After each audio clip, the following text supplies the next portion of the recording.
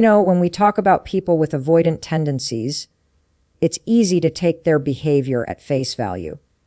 They pull back, they go silent, they create distance, and to the outside observer, or even to you if you've been close to them, it can feel like rejection. It can feel like they've erased you. But here's the truth. What looks like rejection is actually protection. Not protection of you, but protection of themselves. Avoidants don't push people away because they've lost all feeling. They push people away because the feelings are too much. Think about it this way. Avoidance is not an absence of emotion. It's an overabundance of it.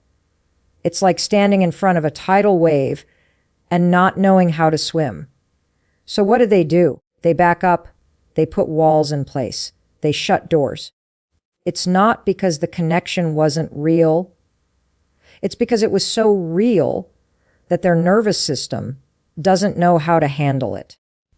This is the paradox of avoidance. They don't detach because you didn't matter. They detach because you mattered too much. That's a hard pill to swallow, especially if you're on the receiving end of their silence. Because the story in your mind might be, if they cared, they wouldn't have left.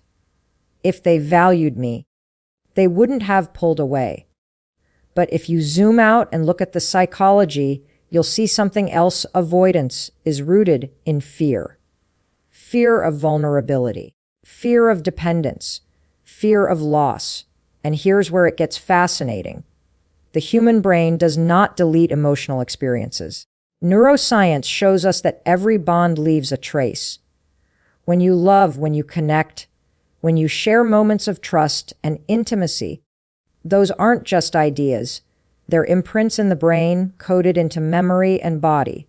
For avoidance, those imprints are just as permanent as they are for anyone else. They can't erase you, no matter how much distance they try to create. What they can do is suppress. They can push the feelings down, lock them in a closet, and try not to look at them. But suppression is not deletion. And if you've ever tried to hold a beach ball underwater, you know exactly what happens. Eventually, it pops back up. Avoidants live with that push and pull every single day. They crave connection, but connection terrifies them. They long for closeness, but closeness makes them feel trapped. So they construct these elaborate defense mechanisms, silence, withdrawal, distraction, to keep themselves feeling safe.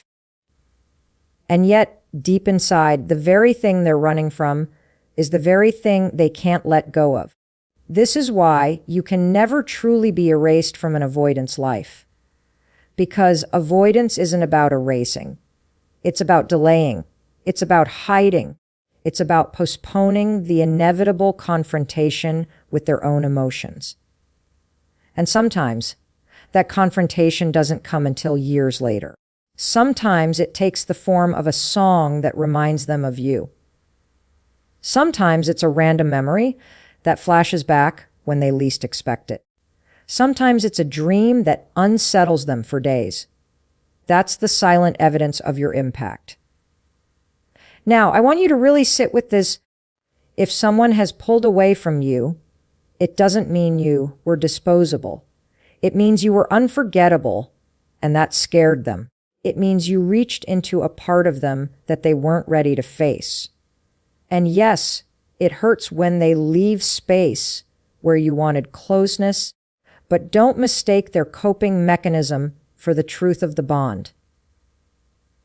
If you can understand this, you free yourself from the lie that you weren't enough, because the psychology is clear. You were more than enough. You were significant. You left an imprint.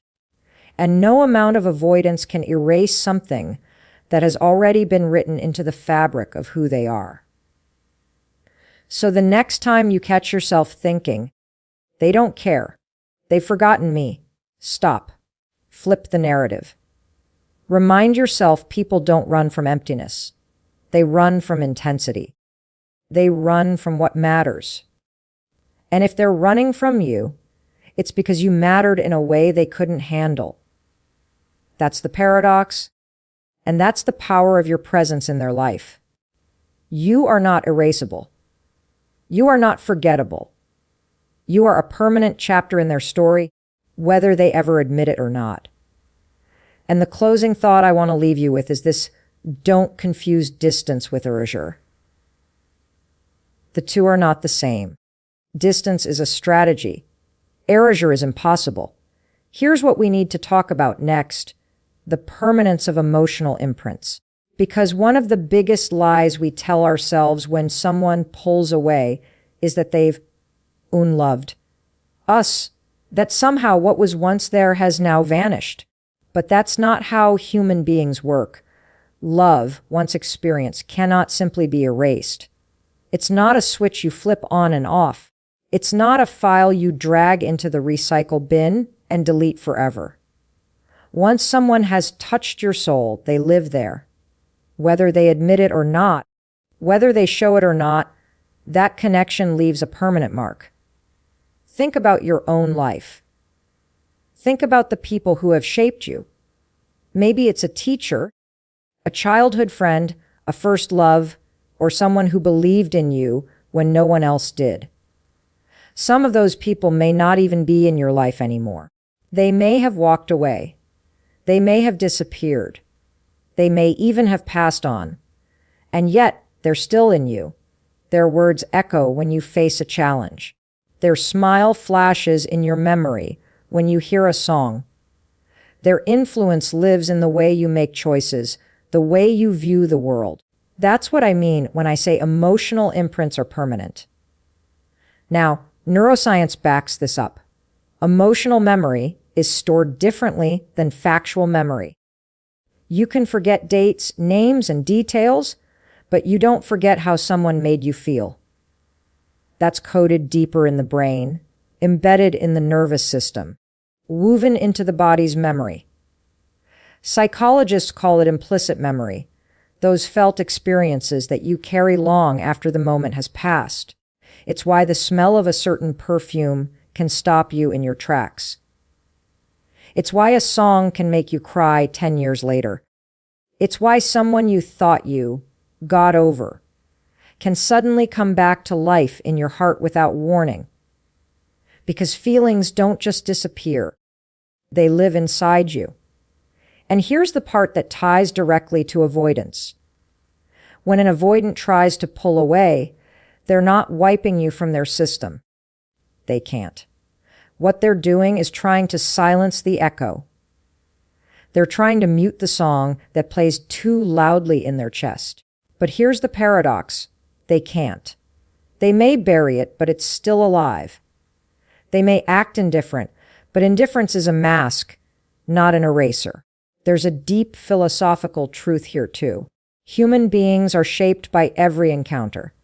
Martin Buber, the philosopher, once said that we become through our relationships, through the I-thou encounter.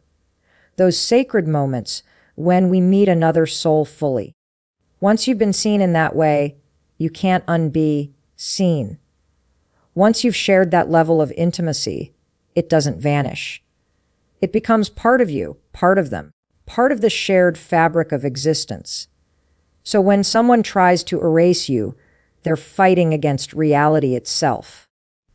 They're trying to undo something that has already been written into the architecture of who they are. This is why I say you cannot be unloved once you've been deeply loved, even if circumstances change, even if people drift apart, even if silence stretches for years. The imprint is there. And when it comes to avoidance, the harder they try to suppress it, but the more deeply it roots itself into their subconscious. Because suppression only reinforces the very thing you're running from. The act of pushing something away requires energy, and that energy keeps it alive. So what does this mean for you? It means stop telling yourself the lie that you've been forgotten. You haven't. Stop feeding the belief that you were temporary.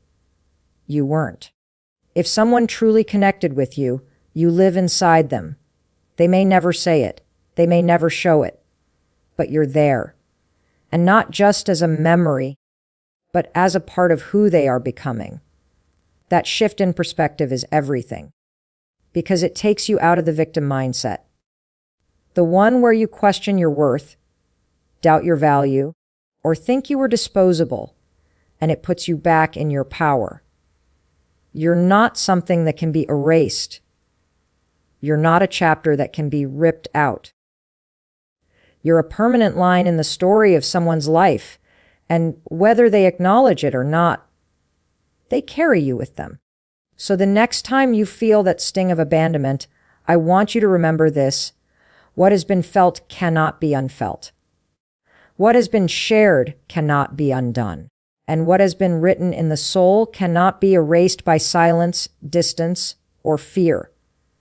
And here's the powerful truth to leave you with: being unforgettable is not about whether someone stays. It's about the fact that even if they go, you remain. What I want you to understand now is the reality of what I call the silent presence. Because even though avoidance might step back, go quiet, and seem to live as if you never existed, the truth is you remain with them in ways they can't escape. The absence of expression is not the absence of attachment. And if you've ever wondered why someone who seems so indifferent still lingers in your energy, this is why. Human beings don't let go of people the way they let go of objects. We don't just toss someone into the past like an old shirt and move on. No. What we do is we carry them, sometimes silently, sometimes in ways so subtle it looks invisible. Avoidants do this more than anyone, because their very strategy is to internalize rather than externalize. They live with their emotions like hidden ghosts that follow them everywhere. Think about the way memories work. You don't control them. They sneak up on you when you least expect it. A smell, a song, a phrase can bring someone right back into your mind with such force it feels like they're in the room again. For avoidants, this happens constantly because they've never truly processed what they're avoiding. They've buried it. But buried things don't disappear.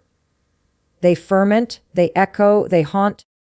This is why an avoidant might look like they've moved on, but then they're quietly checking your social media. Or they stumble across your name and can't help but linger. Or they hold on to something small you gave them years ago. They're not doing this because they don't care. They're doing this because they care more than they know how to handle. It's easier for them to observe you from a distance than to step forward and risk vulnerability. It's safer for them to replay the memory in their mind than to face the intensity of it in real time. And here's where the philosophy comes in. There's a concept in phenomenology, philosophy of experience, that says absence is a form of presence. When you feel the lack of someone, that's not nothingness. That's a real experience. That's them existing in your life in a different form. For avoidance, the absence they create is not a void. It's filled with the constant, unspoken awareness of you. Their silence is not blank. Their distance is not clean. It's filled with reminders, with longings, with what they're too afraid to say. If you've ever had the experience of leaving a deep mark on someone, you'll notice it in their small behaviors. The way they hesitate before saying your name. The way they know exactly what you'd like or dislike, even if they act detached. The way they circle back indirectly. Through subtle messages or chance encounters, testing the waters without diving in. These are not accidents. They are the cracks in the armor of avoidance. What's important for you to see is that you are still alive in them, even if you're invisible to their words. Because visibility is not the same thing as reality. The truest realities are often the ones unspoken. Think about grief. Think about longing. Think about the things we carry silently every day, but rarely share aloud. Avoidants live in that silence. They keep people alive in their inner world, replaying them, holding on to them, building a kind of private shrine inside themselves. Now, that can be frustrating if you're waiting for them to come out and say it, if you're craving validation or acknowledgement. But if you understand the psychology, you can free yourself from disappointment. Their silence doesn't mean you're gone. It means they don't know how to hold your presence out in the open. And here's the empowering piece for you. You don't have to be visible to still matter. You don't have to be acknowledged to still exist in someone's soul. Avoidants prove this over and over again by the very way they live. Distant but haunted. Detached but carrying. Absent but still tethered. So I want you to flip the way you look at their silence. Don't interpret it as erasure. Interpret it as evidence. The silence is proof of the presence they don't know how to manage. The distance is proof of the closeness they can't handle. The absence is proof of the imprint that won't fade. And that brings me to the simple truth I want to leave you with here. When you matter, whether someone speaks it or not. Avoidants may go quiet, but their silence is full of you. Now let's bring this all together, because here's the part most people miss. You can spend so much time focusing on what an avoidant did or didn't do, how they withdrew, how they silenced themselves, how they pretended to move on. But the real power is in how you interpret it. Their inability to erase you is not something to grieve. It's something to claim. It's proof of your value. It's evidence of your impact. We live in a world where we equate being left with being unworthy. Someone disappears, and we immediately think, I wasn't enough. I wasn't lovable enough. I wasn't important enough to stay for. That's the wrong lens. What if you flip that? What if instead of seeing their distance as proof of your inadequacy, you recognized it as proof of your significance? Because here's the truth. Nobody runs from what doesn't matter. Nobody avoids what doesn't touch them. Nobody struggles to let go of something that was meaningless. The very fact that an avoidant has to build walls, has to push down emotions, has to keep suppressing, is the loudest confirmation that you mattered. If you were insignificant, you'd be easy to forget. But you weren't. You left a mark so deep it unsettled them. That's not weakness on your part, that's power. And here's where the shift happens. When you stop trying to decode their behavior as a reflection of your worth, you start to own your impact. You start to realize, I am unforgettable. I left something permanent in someone's life. That says more about me than it does about their fear. And that reframing is everything, because it takes the focus off their avoidance and puts it back where it belongs, on your power. There's also a philosophical layer here. The Stoics used to say that the measure of a thing's value is in its endurance. Gold endures. Truth endures. Real love endures. It doesn't dissolve just because circumstances shift. And if you've endured in someone's heart, even in silence, that endurance is evidence of your worth. You are not disposable, because disposable things don't last. You lasted. Now, I'm not saying you should sit around waiting for an avoidant to recognize that. That's not the point. The point is to understand that their inability to erase you is already the recognition. It's already the proof. You don't need the external validation when the psychological reality already confirms it. The imprint you left speaks louder than their words ever could. So instead of asking, why didn't they stay? Try asking, what does it say about me that they couldn't let go? Because that question shifts the energy entirely. Suddenly, you're not the abandoned one. You're the unforgettable one. You're not the powerless one. You're the presence they carry no matter how hard they try to deny it. That is strength. That is impact. That is proof of your significance. And if you can embrace that perspective, something incredible happens. The pain of their absence transforms into fuel. Instead of sitting in self-doubt, you rise in self-recognition. You realize that if you could matter that deeply to someone who is terrified of closeness, then you are far more powerful than you've given yourself credit for. You realize that you don't need to chase, to beg, to prove. You already proved it by the imprint you left. And here's what I want you to take into your life. Don't let their fear define your value. Don't let their silence make you question your voice. Don't let their avoidance convince you that you're forgettable. Because the truth is, you've already won. You've already left a mark. And the fact that they can't erase you means you've become a part of their story forever. So stand in that, own that. Stop replaying the loss and start reclaiming the proof of your presence. The permanence of your impact is not something they gave you. It's something you created. And that's yours to carry, not theirs. And I'll leave you with this closing thought.